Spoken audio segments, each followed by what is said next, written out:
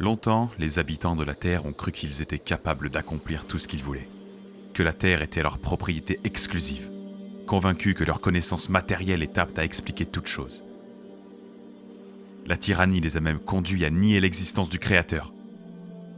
La tyrannie humaine a poussé l'homme à oublier ce qu'il est.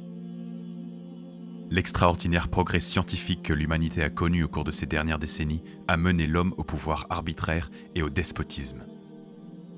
La Terre et ses habitants se plaignent de son oppression et de sa domination abusive.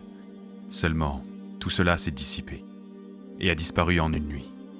Les plans du futur sont restés enfermés dans des tiroirs. Aucune disposition n'a pu être engagée.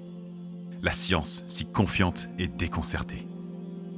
Nous avons reçu les plus grosses gifles.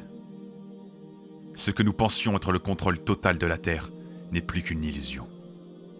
Soudain, toute la vie a basculé et elle s'est finalement retournée contre nous.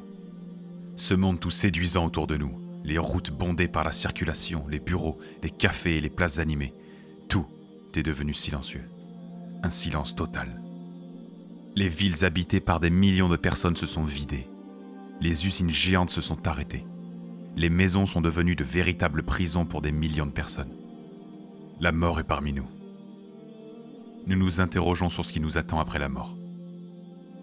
Or maintenant, ce que nous croyons être si loin, en définitive, ne l'est pas. Le son de la terre s'est adouci. Les âmes humaines ont cessé de poursuivre leurs désirs. Les humains sont prêts à écouter l'appel de la nature, de l'instinct et du bon sens, prêts à revenir à leur foi en Allah qu'ils ont perdu. La voix de la vérité est enfin arrivée à nos oreilles. Elle nous appelle et elle nous demande, elle relève le voile qui a longtemps couvert nos perceptions.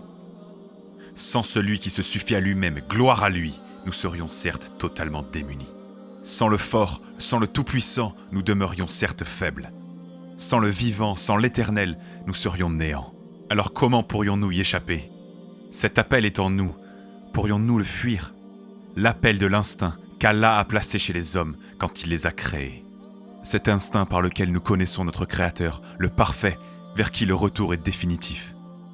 Cet instinct qui nous indique l'existence d'Allah, qui nous lie au Tout-Puissant, qui nous rappelle qu'Allah a ce qui nous manque et ce dont nous avons besoin. Cette voix n'est-elle pas à nouveau une nécessité pour nous?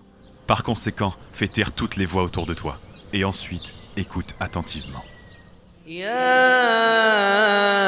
أيها الناس أنتم الفقراء إلى الله أنتم الفقراء إلى الله والله هو الغني الحميد